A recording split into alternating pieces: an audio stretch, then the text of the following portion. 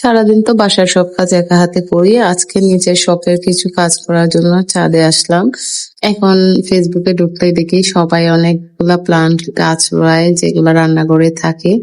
আমিও ভাবলাম আমিও গাছ রোপণ করব। একটা সময় গাছের অনেক শখ ছিল, অনেক বারান্দা ছিল। বাসায় ২ টা যেটাতে অনেকগুলা গাছ ছিল। যেহেতু ভাড়া বাসায় থাকি সবসময় সব বাসা তো আর এক হয় না।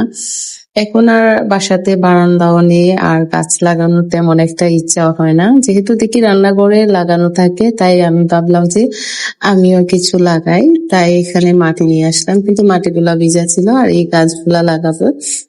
গাছগুলো অনেক সুন্দর ছিল। আমার কাছে অনেক ভালো লাগতেছে। কিন্তু মাটিগুলা ভিজা হওয়ার কারণে গাছগুলা রোপণ করতে পারি নাই। তাই মাটিগুলা রোদে শুকাতে দেবো আর গাছগুলা এখানে একটা বালতির মধ্যে পানি দিয়ে রেখে দিলাম। কালকে বিকালে হয়তোবা গাছগুলা লাগাতে পারি যদি মাটিগুলা শুকিয়ে যায়। আমার গাছগুলা দেখতে কেমন হবে একটু কমেন্ট করে জানাবেন সবাই।